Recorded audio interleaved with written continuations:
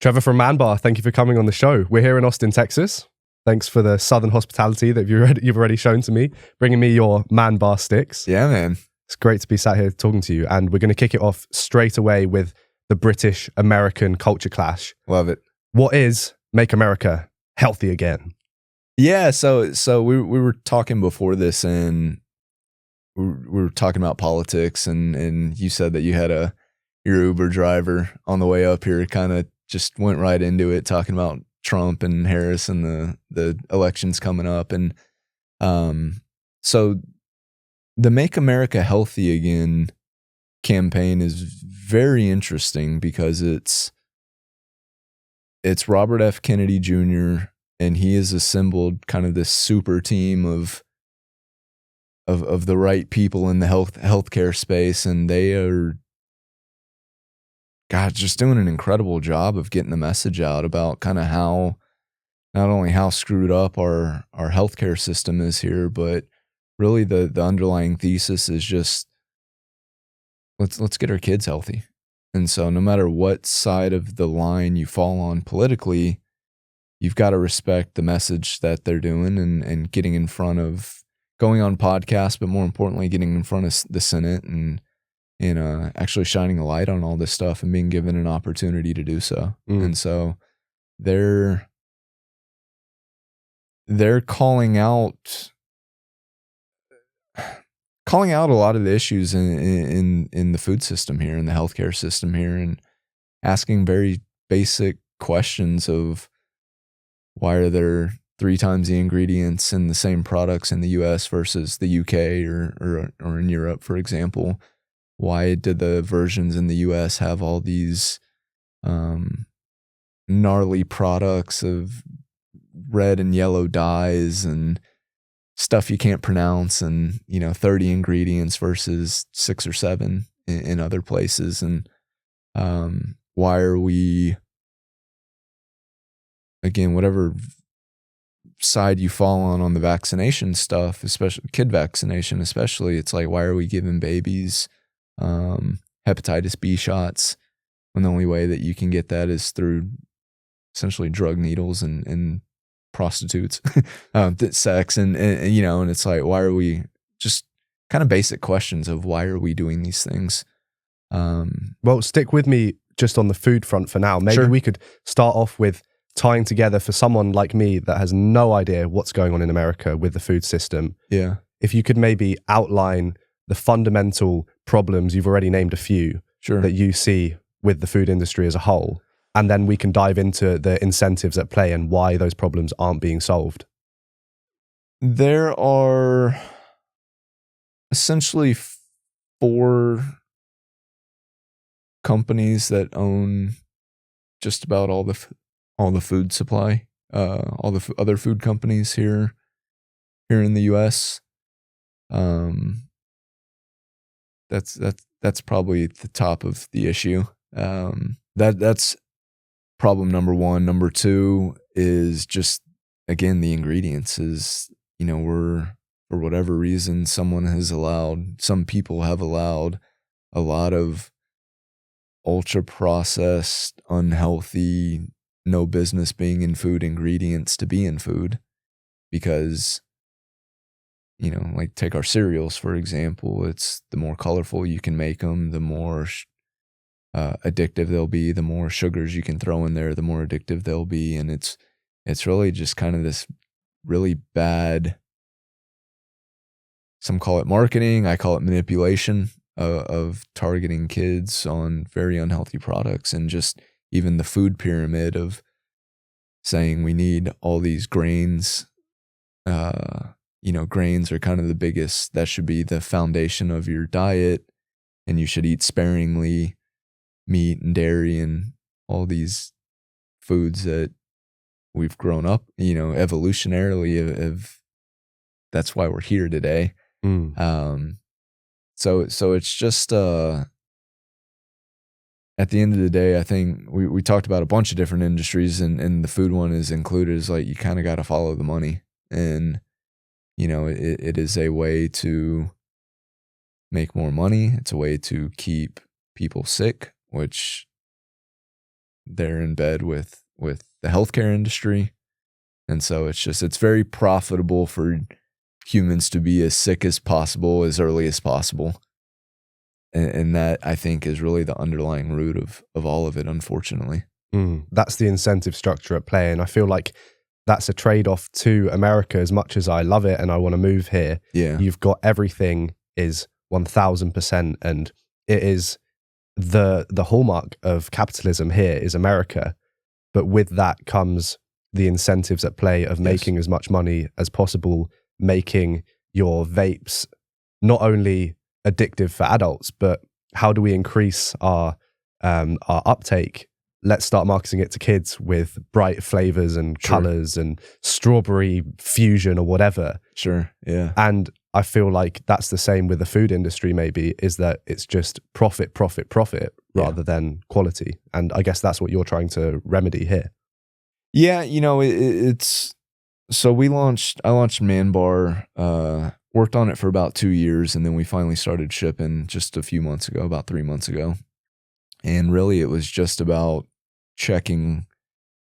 looking at all my issues with other sticks on the market and just fixing those and just trying to check my own boxes of something that I would want, that I would feed my family, that I want to feed my son that's coming.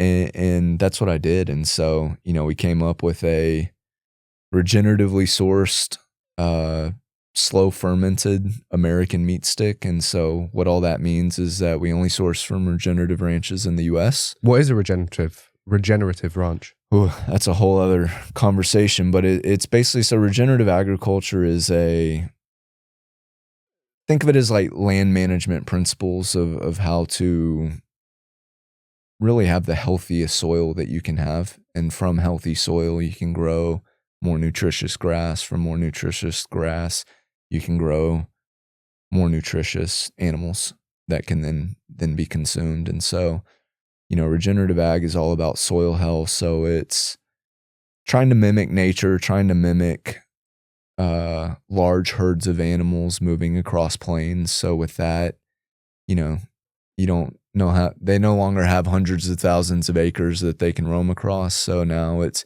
even if you've got a 50-acre ranch or a couple 100-acre ranch, you basically batch all your animals together. And then you are instead of wolves and other predators chasing them, moving them along, you physically basically think of like a checkerboard. If the whole board is your ranch, you're basically making little boxes, little pastures that you're moving all the animals in at once, rather than having all of the animals dispersed all over the whole board. And there's a bunch of benefits to that we can dig in, but that's one of the things. There's no tilling, so there's no like disruption of the soil. Diversity is a big one. You want as many plants and animals on your land as you can, because they all work symbiotically, and there's just 1 + 1 = 10, in that scenario. And so that is, and that's just a different way to manage the land, rather than having monocultures or a single animal, or letting all of your animals be everywhere. And it just produces a healthier, better product. It sequesters carbon. So whatever line you fall on in terms of climate change, whatever, but sequestering carbon is a good thing regardless of where you fall on there. And that brings more life into the soil, which again, it changes it from going from like a circle of death to a circle of life. Maybe that's the simplest way to put it. And this all ties into Make America Healthy Again, which sounds like a very politically loaded phrase. Obviously, it's reminiscent of Make America Great Again, which is Trump's famous slogan. Yes. Is this movement seeing a sort of bipartisan approval because it is just the fundamentals of what is our health and how can we improve it? Or is it more politically weaponized? I personally think that they're doing a good job of keeping it bipartisan. I think, again, whatever side you fall on, you should be able to look at what they're saying and realize that it's a good thing. Like, I think it would, if I was Kamala Harris, I would acknowledge how great it is and say that we're going to beg and plead for them to do it if I were to be elected. So it should be a bipartisan thing. I think it will, just because of the nature of the U.S., always be politicized. But to me, it seems like they're doing a really good job of staying of what the issue is, and that's how do we get our kids healthier? And let's call out some of these other practices that are we just allow to be. Right. But from what I've heard, RFK initially went with this movement to the Democrats and they turned him down. Well, the Kennedy family is a famous Democratic family. And the fact that he left it should be of a lot of interest, because that's not an easy decision to make when you've got 40 years, 60 years of family history, uncles and have been president and stuff like that. And so the fact that he left, personally, I look at that as a very interesting data point of what's really going on the Democratic side and what would cause someone like that to leave them. And so that kind of takes you down a whole rabbit hole. But yeah, he said that he originally went to the Harris campaign when he was, debating dropping out of the presidential race, because he left the Democrats, went independent, joined the presidential race as an independent, and then was talked to Harris about, I don't know if her directly, but brought this idea to them and wanted to talk about this, and I guess wasn't given the time of day. And so he was introduced to Trump via, I think it was either Callie or Casey Means, which are kind of it's a brother and sister that are making a lot of noise right now for the right reasons of just shedding light on all the issues on the healthcare system and the food system. But an introduction was made, and I guess RFK and Trump had a really good conversation, and RFK pitched him on this idea, and Trump said, "Run with it, let's go." And so RFK then endorsed Trump, and now he's running this, like you said, not MAGA but MAHA, and yeah, it's again taking the politics out of it. It's a phenomenal thing. Do you think you can take the politics out of it? Do you think it would maybe be better to not have two big political figures pushing it during their campaigns and instead have someone else sort of work legislatively with the big companies? Or do you think that's just not realistic? You have to go political with it? I don't know if I'm not the expert on this subject, but as a citizen and just my perspective, it's, unfortunately, just the way things are here. I don't know how much work gets done without it getting politicized. And I mean, these guys getting in front of having a really big Senate meeting, and that's a phenomenal start. But I don't know how much stuff gets done if there's not, unfortunately, that light shown on it. Yeah, that's where the public zeitgeist seems to be. It's all on politics, and it's so cool coming here because it's like watching a boxing slug fest of two heavyweights going at it. And, on one level, I'm not sure how much I like that, and I don't necessarily think it's going to yield the best outcomes. But just on a shallow first sort of look basis, it's super fun. Why do you think Americans treat politics that way, as entertainment rather than what's holding up our society? Well, yeah, I mean, I personally think this is kind of a societal flaw here in that, like you said, it's fun. And not even a good fun, but just, like you said, people like a good boxing match. Exactly. And so they've done a really good job of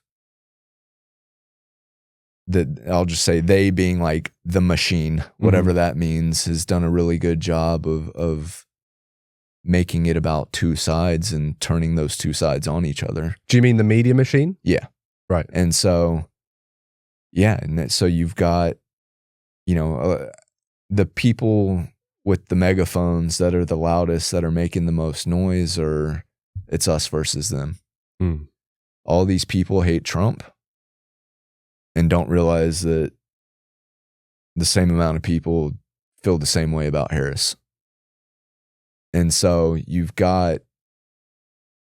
there's money in that machine. There's money in attention is currency now. And so if we can keep the fighting going, people love a good fight. So we're going to keep tuning in. And so that's where all the noise is. I do think there are a lot of people, the majority of people, that don't fully resonate. There's a lot of gray area in there where it's not just 100% this or 100% that. I think most people fall somewhere in the middle, even the loud ones that are making all the noise. Yeah. I mean, it was the same in the UK. We just had our election. I voted for the first time because I was finally old enough. Yeah. And good for you.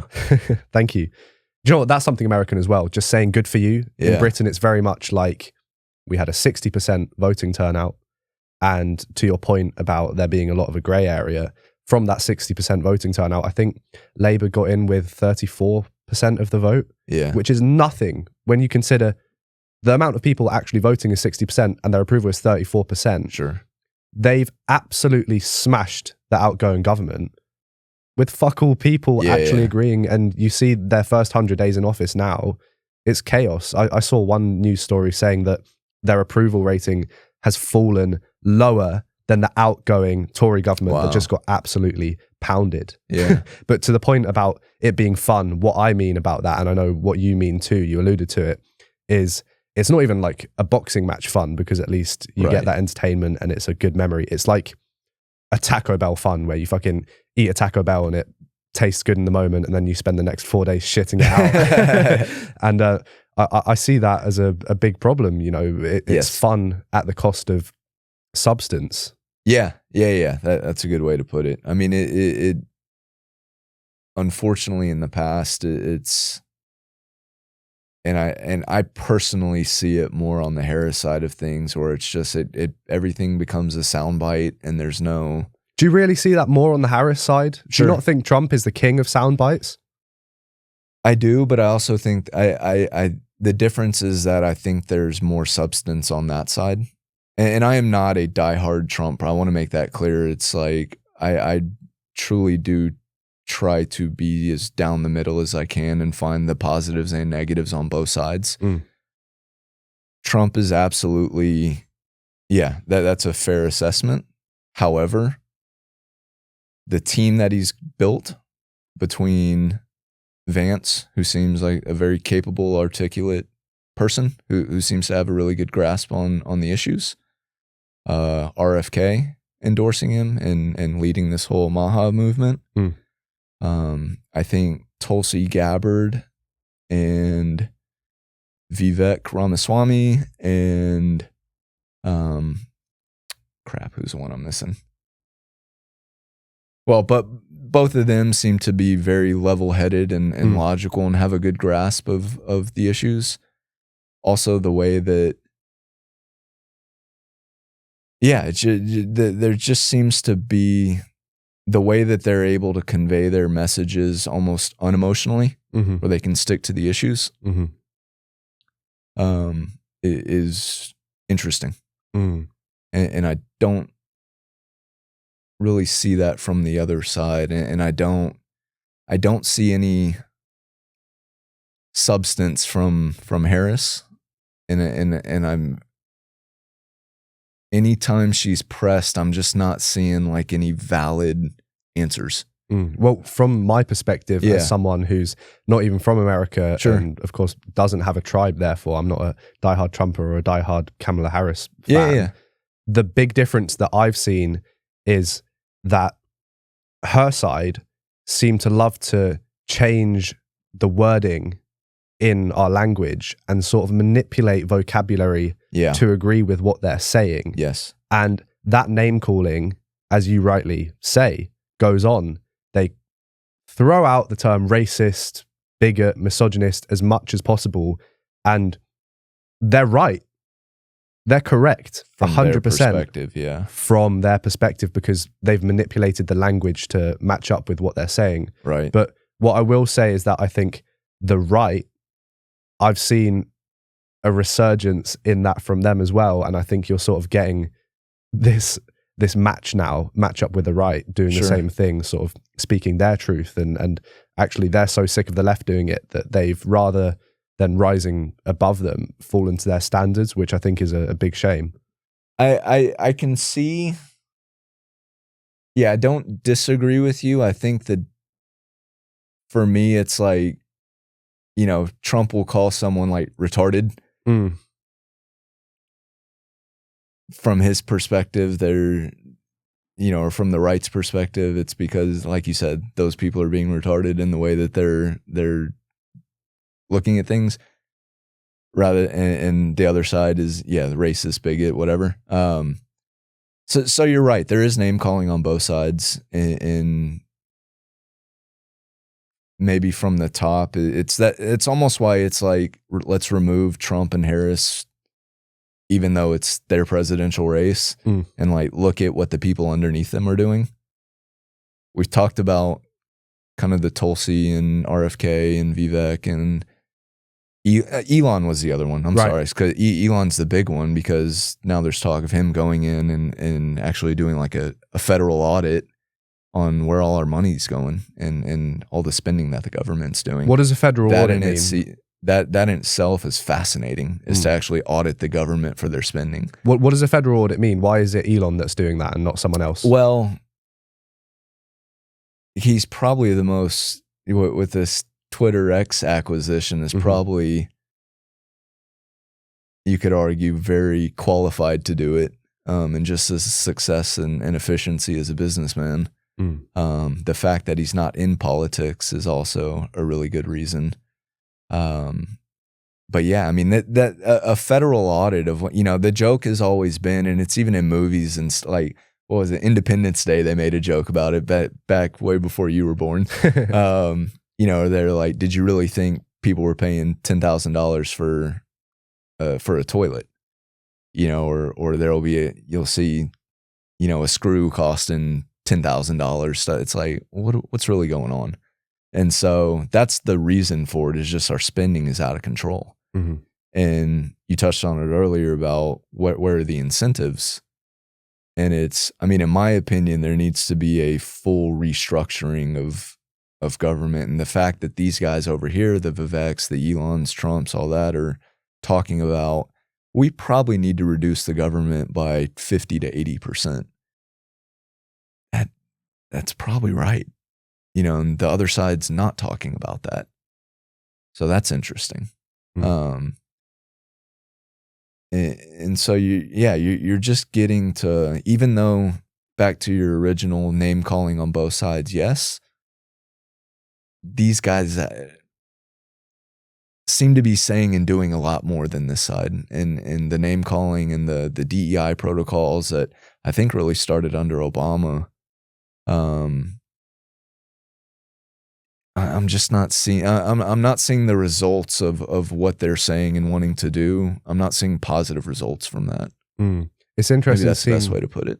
Yeah, it's interesting seeing the difference, because another difference I'd point out, just from an outsider's perspective, is that usually people that say they're voting for Kamala, they don't know why, they lack knowledge. Whereas seeing the Trump fans, they're always diehard and they know exactly why they're voting for him, whether that's right or not. It's just interesting seeing that difference between one side knows so little and one side knows so much that they're maybe, too deeply rooted in it. Yeah. I mean, I would say my own perspective probably falls in line with that, where it's, I'm struggling to hear. It seems like all the reasons for voting for Harris are, I don't like Trump, or women's reproduction rights. the not like Trump thing, like, all right, whatever, I get it. But again, it's like there's a lot of people that feel that way about Harris.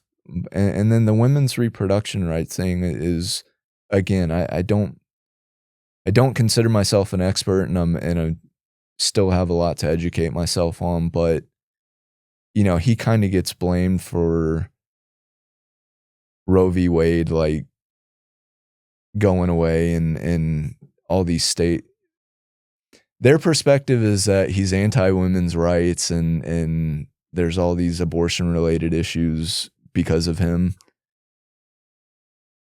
The other side's perspective is that he gave the power back to the states, which is where it should have been all along. Mm-hmm. And I think that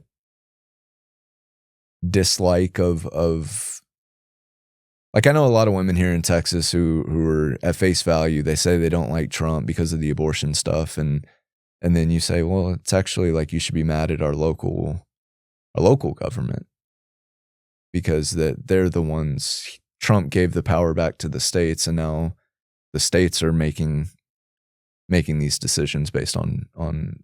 So, did you vote in the local? You know, in the state and in the local elections, and most people, not most people, but a lot of people haven't, and they don't even realize that the reason that he was just giving the power back to the states rather than being like, I think there's this assumption that he was just like,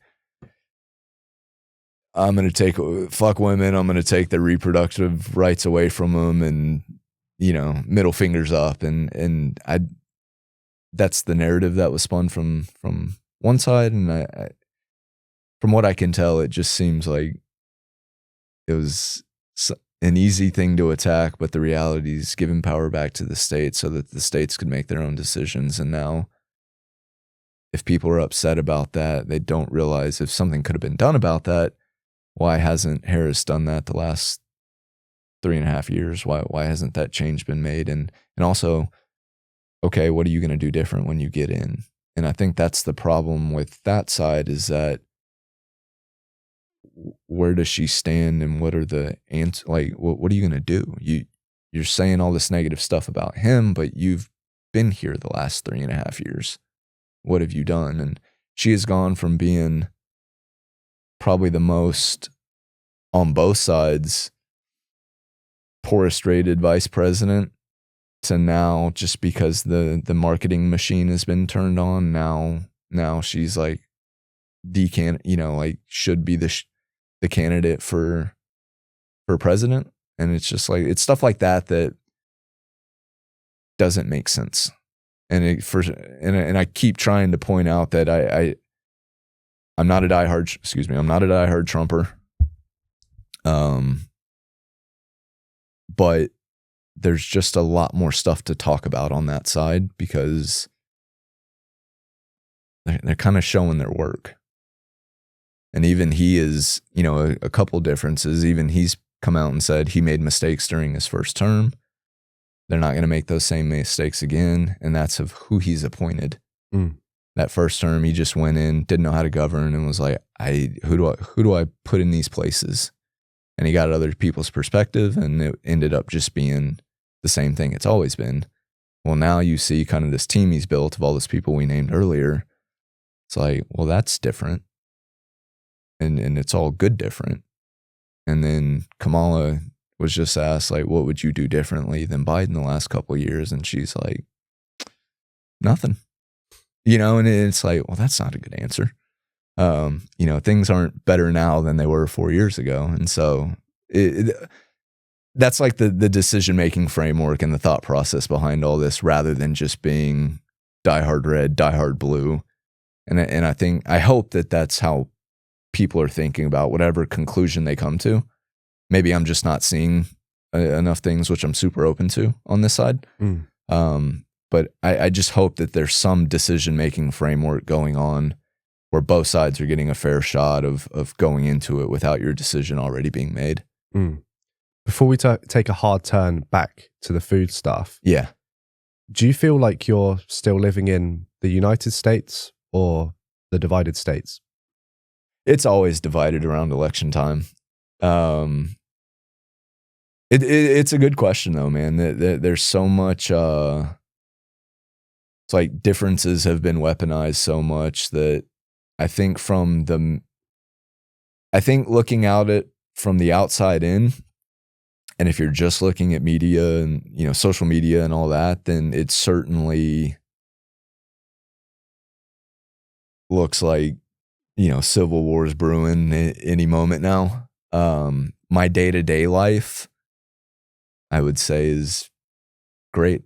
You know, it's like and that's one thing I always try and keep in mind. It's yes, there are a lot of issues. Yes, there's a lot of division on those issues, which is not a bad thing. Like, we should be hashing out, you know, giving our best foot forward of why this is better than that, and this is why we should go that route. But my day-to-day life, like, I personally, you know, it's like I'm not being yelled at because I'm a white man. I'm not being called racist. I'm not calling other people racist. You know, that like everyone's not walking around just like guns loaded, like ready for something to pop off. You know, it's still have a great family life, great friend life. Most people are cordial, and there's still that Southern hospitality down here, and it's still pleasant being here. So that's another thing you got to kind of look at is how much of this stuff is affecting your day-to-day life. And that could be different for other people. That's just, it will be different for other people, but my personal experience is that. Well, let's talk about something that does impact our everyday lives. What's the lowdown on mass animal farming? Again, there's a couple companies who are, I think it's for them also, like Tyson's one of them. But yeah, just this mass production of animals and not good. When we were talking earlier, I told you that like nature is my North Star, and it's kind of, I always side with nature on things. And so with the mass farming, mass ranching, you're feeding animals food that they aren't meant to eat in quantities they aren't meant to eat in environments that they aren't meant to eat and live in without ample room, without just proper soil and sunlight, and they're just not living in nature the same way, and they're essentially the animal version of, you know, a 600-pound human that never leaves their room, that's eating potato chips and Dominoes, you know, and liters of Coke every day for all day, every day, you know. And so that's really the main issue, is that they're being produced in a way that goes against nature rather than for it. And it's hack to say, but you are what you eat. And yeah, it feels like we really struggle to remember that now. Why do you think it is that we struggle to remember that? Is it down to just good marketing from these food companies? Marketing and convenience. It's just easier to grab a bag of Doritos than it is to cook a meal, you know, and everyone's kind of so gung-ho on productivity and checking all these boxes of things they should be doing, that there's probably been not a lost art, but a reduced art of sitting down and enjoying a good cooked meal with people you like. But surely the productive thing to do is to nail the fundamentals. For sure. Yeah. But again, it's a lot easier. Like we were talking about earlier, from a kind of physical or self-improvement standpoint, you know, you can do all the sauning and cold plunging and barefoot walking, and you can check all those boxes, but at the end of the day, I think if you don't talk to yourself, if you're not honest with yourself and you're not honest with others, no matter how much of that other stuff you do, there's going to be internal turmoil. And I'd say it's the same argument with the food. It's, or your health. There's some fundamentals that you can't hack your way out of. And I think this hacking society or biohacking and all that, I'm sure there's good stuff in it, but at the end of the day, I think there's probably for most people just a couple things that they could be doing every day rather than getting anxiety or over all the things they're not doing that they're seeing other people do. So what are those fundamentals of nutrition? I would say eat as much quality protein and fat as you can, and if you feel like you need anything else, then make that be a supplemental thing. I just seems that I'm not a diehard carnivore person, but I think kind of this animal based or carnivore based diet makes the most sense of just getting back to what we as humans got to this point eating, which is high quality meats, fruits, raw milks. If that's the basis of your diet, it's really hard to overeat and get fat on, and I don't know if you can get fat on animal meat. Whereas it's really easy to get fat on the ultra processed stuff. And then just for most people, it's I get not everyone can, whatever your economic status is, it seems like you should spend that money getting the most nutritious food you can afford. For some people, that may be a $15 regenerative ground beef product from a local ranch. For some, that may be it's like, I've got 5 kids and make, not me but just, say someone who's got 4 or 5 kids and they make $30,000 a year. It's like, yeah, you're better off buying that 10-pound thing of sauce of ground beef that costs $20 than you are buying a bunch of chips and candy and sodas and all that. So it's kind of focus on protein and fat, and then whatever your economic status allows, just get the best that you can afford. Assuming that it can probably be more than you think, because you're probably wasting money might be wasting money in other parts of your life. And if you shore that up, then makes sense to put a little more to the thing that will sustain you and again, keep you healthy. It's always that pay your farmer or pay your doctor, your choice. Such a good way of putting it, and one I haven't thought about. What's another benefit other than just your body, but maybe to your mind and your cognitive ability of a high fat, high protein diet? Yeah, so that's a big one, and that's not to kind of to bring it back to the sticks that I formulated. I put as much fat in there as I could, because the combination of high fats and proteins targets neurotransmitters associated with drive, energy, and focus. And so there's a bunch of benefits to eating that combo, not only physically, but mentally. And so if you're targeting neurotransmitters that are associated with drive, energy, and focus, that's a really good thing. And then when you eat these, like I can't tell you the number of messages I've got, and it's something that I've told people too for myself. It's you eat something, and it doesn't have to be a MANBAR. I formulated them for kind of the convenience and to have with you when you're on stuff. But if you can consume high fats and proteins in the morning, or if you eat one meal, just whenever you eat, your first meal of the day, that's going to sustain you a long time, because the proteins allow for like a gradual spike in your blood sugar, and then the fats prolong that increase. And so you're going to get, even with like one stick or just like a small full of maybe some fatty beef or a lean meat and some nuts,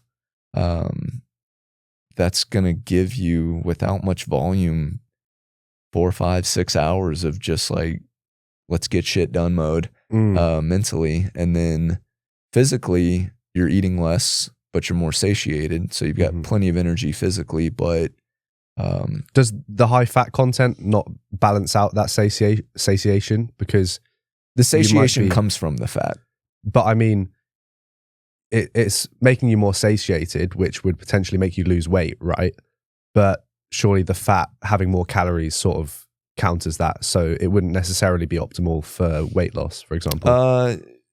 Not true, because if you're eating a diet high in fats and proteins, and your body's going to get more accustomed to burning fat for fuel rather than sugars, rather than like your glucose. Interesting. So you actually see the reverse, in that it actually helps with fat loss, and a lot of people get on a carnivore diet or an animal-based diet because they need to lose weight.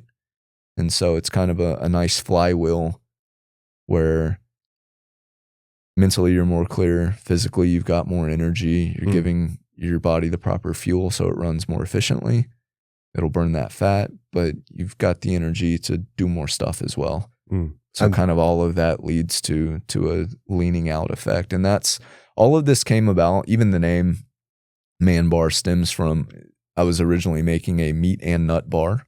And the meat and nut part came from the training world. Charles Poliquin is a very famous trainer. Trained, I think it's 800 Olympic athletes and like thousands more professional athletes. But he required all of his athletes to eat a meat and nut breakfast because of the benefits of the high fat and the high protein. And so it's just that's kind of where all this stemmed from. And so kind of like the ethos of MANBAR, the company, is just products for drive, energy, and focus, so you can keep doing whatever you want to, whatever you're into.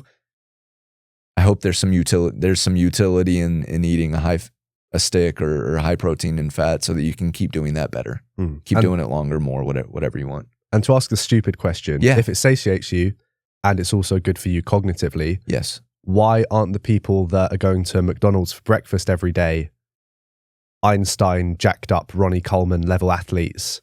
Because McDonald's is high fat, high protein, right? Well, there's a bunch of other stuff in there too. I mean, if you're just eating the eggs or egg derivative, whatever they are, and meat, sausage, there's a lot of other stuff in those products. It's not the highest quality, but if you were just eating those, I would say that you're also getting those benefits.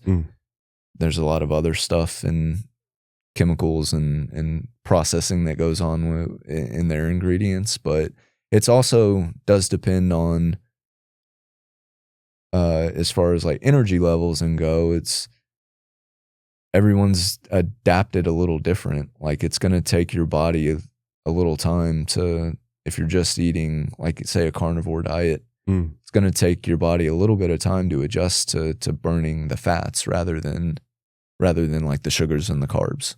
The reason I asked that question is just to pick at dispelling that myth of fat being bad, because I see that so much, and people are terrified of eating things that are fatty, like even something like salmon that's high in fat from the fish and the omega-3 and whatever else. Well, sourcing matters, I would say. Sourcing matters. And so if you're eating, typically like the fat and the liver and organs is where kind of the nasty stuff is. If you're eating what I would say an animal that's not living as nature intended, there's probably going to be some not great stuff in the fat and other parts of it. But if you're eating it from an animal as nature, that lived as nature intended, then you're going to get all the benefits of it. Yeah. And I guess even just habitually, if you're someone that eats that type of food, you're not also going to be craving sweets and the other things that make you fat. You're going to fill up on those healthy foods and keep your weight under control. That's why I would say a foundation is to eat as much of those as you can, because it will cut down on cravings, and you won't desire that other stuff as more.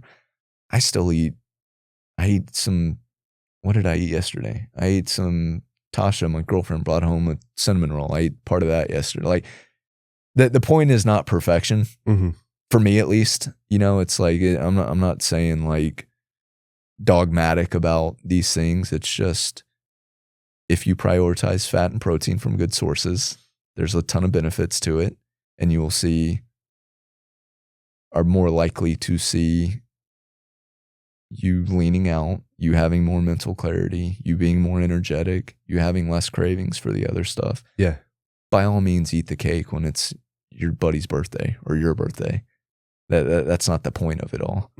I saw this great analogy with Ben Jeffrey, who I've actually just had on my show, who's a coach for getting men to stop watching porn that are addicted to porn. Super Gen Z and super sort of different and almost, what's the word? Very abstract and surreal that's even a thing, but it is, and he's crushing it. And an analogy that he uses is just like, you don't count the amount of days in a row that you've brushed your teeth. You just are a person that brushes your teeth. Right.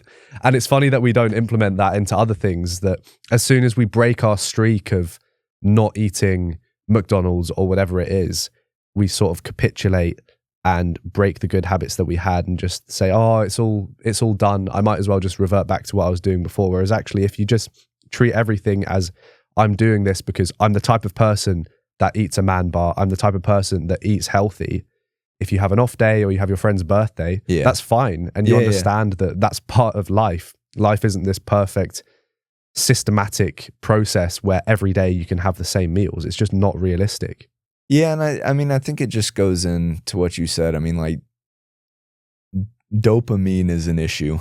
Dopamine hits are an issue, in that, it's like one of those neurotransmitters that high fats and proteins target is dopamine, but that's very different than, chasing. I like how Rogan always says like mouth pleasure, just consuming things like for the mouth pleasure of it, or for porn, or, it's like these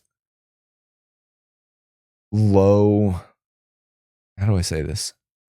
Convenient sources of dopamine hits that are really easy to overuse. Same thing as screen time. It's the same thing as, porn, mouth pleasure. All of these things are all like this overstimulation of our senses.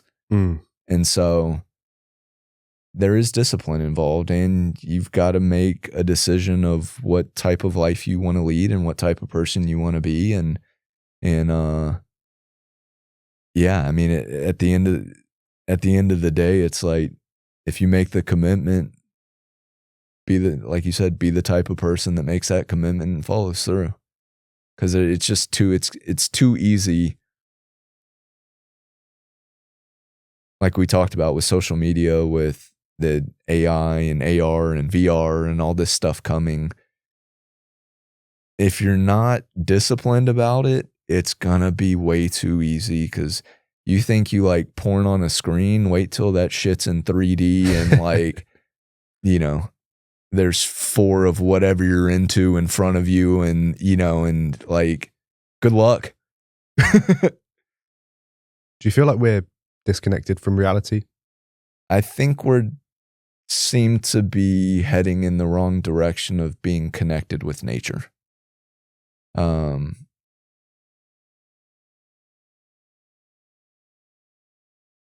Yeah. I that's how I look at it, is that's more, we're disconnected with nature. And why is it important to be connected with nature? Do you not think we've just evolved to a point where we're so smart that we no longer need nature? No, I think that's the hubris we have, is that we think that. I think the reality is you're seeing the consequences of the reality of it, in that, yes, times are great, a lot of things are positive, but we're very sick, we're very addicted, we're very anxious, have anxiety, ADHD, like all of these other issues, kind of second, third, fourth order effects are showing, and none of them are good. And so, back to what we were talking about earlier, it's like having this, before the podcast, we were saying like, you could easily spend 10 minutes on social media. You can have a list of 50 things you should be doing every day for biohacking and for, you know, your saunas, your cold plunges, all that. And I'm not shitting on those at all. They're great. I do them I do them too sometimes, but most of that could probably be cured by going for a 20-minute walk without your phone in the woods or out somewhere, you know, depending on where you live. Go hike up a mountain if you live near a mountain. Go walk along the beach. That probably gets you 95% of the way there in terms of dealing with anxiety and ADHD and all these things. And if you're not taking the time for quietness and boredom, your system's just redlining all the time. And this idea of boredom being a bad thing or like I think it's very healthy, and we need to recultivate the ability and the enjoyment of being bored, because that's where the creative process is. That's where you're able to actually deal with your issues rather than running from them. I studied GCSE history in the UK, which is probably about like 9th grade is when you study this. Okay. And it's a big deal for us. GCSEs are what get you into the next stage of education. Gotcha. And in that, and by the way, because I studied GCSE history, basically I'm a fucking pro at what I'm about to say. I was about 15. But it was interesting studying the timeline of medicine in history. Okay. And how initially people always treated things based on the symptoms and not the causes. It was like, you've got this problem, so we're going to get a witch doctor to do this magical thing to you and it will fix you. And then as medicine evolved throughout the centuries, people realized that you need to root out the cause. There's that famous incident with I can't remember what street it was. I don't know if it was Broad Street or something else, but some guy called John Snow, he saw on a map that all these people in London were getting, I think it was cholera, and they didn't know why. And the only people that didn't get cholera and die was the brew house, the brewery. And in this huge area, thousands and thousands of people kept on dying from cholera. But everyone in this brewery were drinking their water from a different tap. So what he did is he went to this street and just switched off the tap. So everyone had to go to a different pump for their water. And straight away, those thousands of people stopped dying because the root of the issue had been solved, rather than treating all these symptoms that were coming up after they'd happened. Yeah. And weirdly and paradoxically, it feels like we've almost reverted back to treating the symptoms of things. Absolutely. Rather than the cause, and accepting these issues and pathologizing them rather than, I mean, why is something like depression glorified? It pisses me off. Yeah. Like, there are loads of different philosophical viewpoints you can have, but one of the less contended issues I'd like to think is that suffering is bad and depression is a horrible feeling. So why are we trying to make it out as if that's not a bad thing? I get that people are trying to destigmatize certain issues that we have, but you should always be looking to get out of them. Yeah. And it's the same with food. Yeah. No, I agree. I think I would tweak what you said. I think suffering can be a lot of positives to it, but self-elected suffering. Self-elected suffering, and I actually would say is necessary.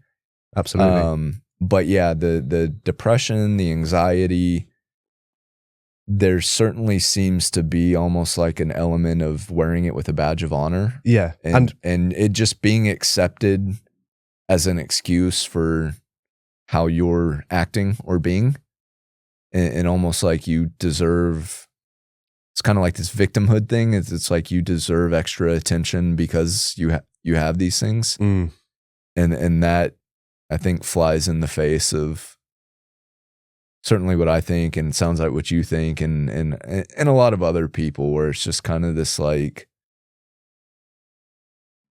fundamentally this doesn't make any sense, and why are we giving so much Like, why are you okay with this and not very actively working to get out of it? Yeah. And if you came to me with the suggestion that depression's good because it's suffering and that makes you stronger, and once you get out of it, you'll be a more complete person. First of all, that's a really odd argument, but that's not what it's about. Right. That's not why people are glorifying depression. Exactly. Yeah. No, it's an excuse it feels like an excuse to keep going down the road you're going down, even though all signs are pointing to it being the wrong way.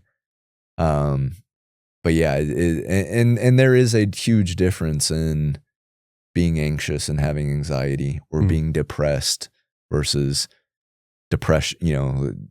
Depression. It's like acute versus chronic. I feel like a lot of these things can just be tied in for us to maybe wrap up this podcast with some solutions. Sure. A lot of it is just something like changing your meal timings or what you put in your system, right? And something that I struggle with a lot is my energy levels. I have meals and then my energy just dips and I feel like I need to take a nap for 7 hours. And I could very easily blame that on something pathological that I can't change. Whereas actually what I'm trying to do is do some heavy introspection and think, okay, what am I doing in a day that causes me to feel this way, and what can I change? What would your advice be if someone's struggling with their energy levels day to day, just from a nutritional standpoint? What can they tweak? Prioritize fats and proteins from as good of a source as you can afford.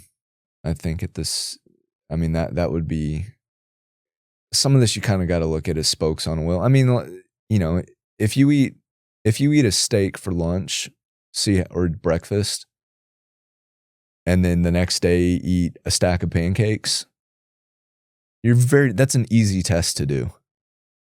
Do the steak on a Friday, do the pancakes on a Saturday, because you're going to go to bed on Saturday. You're going to need a nap. That's a very simple test. And a lot of this is testing. Everyone's a little different. Everyone's cravings systems are a little different. So you've got to test it and not just rely on what other people are saying.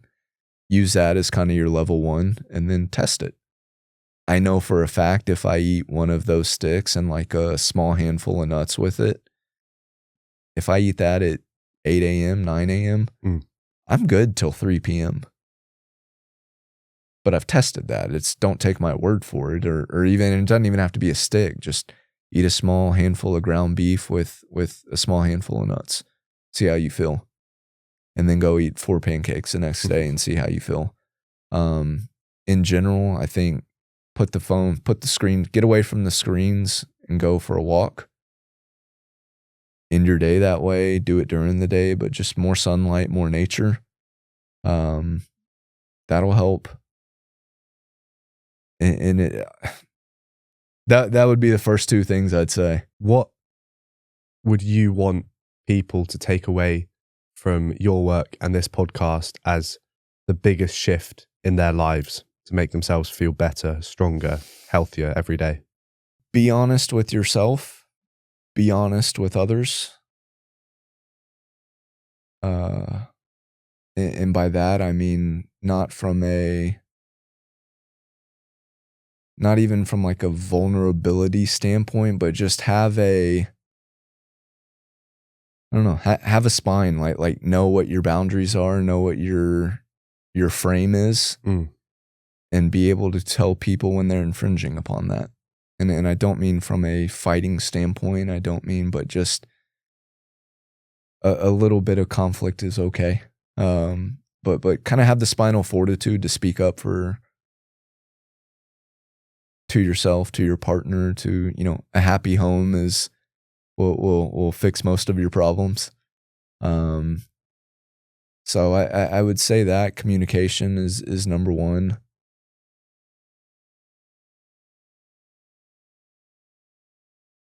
I mean, we've talked about the diet stuff. We've talked about find something you want to do and don't half-ass it. Maybe that's the second one. So whether that is podcasting, whether it is growing a business, whether it is spending time with your family, whether it is making knives or shooting guns, or it doesn't matter. Just whatever. The beauty in the human race is that we're all a little different. So figure out what you want to work on and don't half-ass it. And the work usually provides the answer rather than you stewing over the a bunch of hypotheticals. So speak up, do the work. I think those 2 points perfectly sum up what we can do to solve everything we've spoken about today, political and nutritional. Thank you so much for coming on the show, man. Where can people find you if they want to see more of your work or your product? Website is trymanbar.com, TRY, MANBAR, MANBAR. Instagram is the same thing, @trymanbar. And then here before, hopefully not too long, we're going to start doing some... women bars. Yeah, maybe. Someone else can do that one. Not because I don't like women, but just because it's... the name comes from meat and nut bars, but yeah, it just doesn't work with the acronym. Maybe you'll need to add some walnuts and what's a food that begins with O? Fuck it. Yeah, something. Oranges. Yes. But yeah, so sooner rather than later, we'll have a YouTube of Try MANBAR, and for that, we're going to start a very quickly, basically a hybrid podcast and hunting show, where we're going to have cool conversations about hunting and guns and skinning animals and being outside and archery and all these things. And then I'm going to be guiding people on some hunts that most of who have never hunted before and kind of take them through that whole process, just as hopefully a first step, an initial step for people getting more familiar with where their food comes from and how to source it, their own food and all that. So that's kind of the plans for the next upcoming plans is that. Sounds very smart and very American. I'll take it. See it.